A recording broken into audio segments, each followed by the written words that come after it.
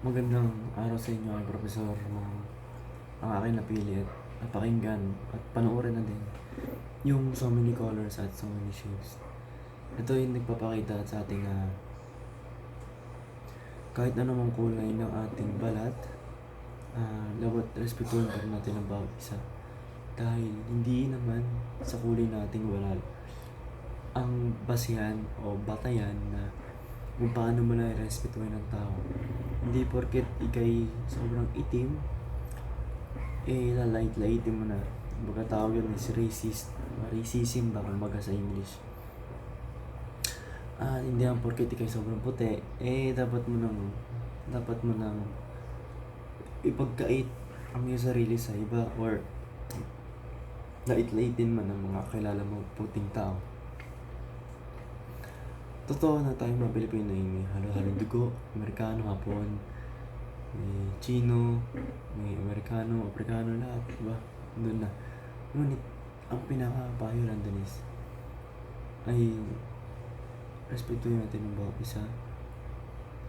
Hindi dahil sa pasiyan ng ating balat, respetuhin natin sila bilang tao, respetuhin natin sila bilang kapwa natin tao na nilalang nakatira din sa ating bansa. At hindi ang porket sila ay maitim na nagiging kasanayan, hindi porket sila ay maitim ay masamang tao. Okay? Hindi porket ang mga itim na tao ay tuturing mo na rin mga alipin, dahil nga nung punang panahon sa Amerika, mga maitim na tao ay tuturing ng mga alipin o kaya slaves ba. At ang mga puputing tao, natin lait-laitin din na kung ano man meron sa kanilang balat,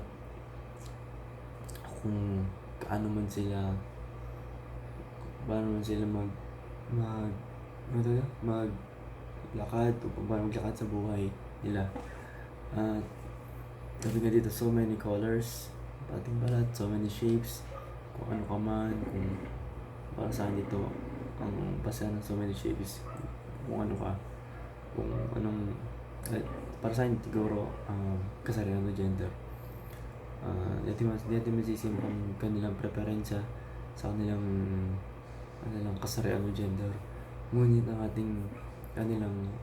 ating bibigay na sa kanila is ayang respetuhin sila kung ano man sila, mahalin sila, at mantalihan dyan lang sila, at huwag natin sila ikakaya.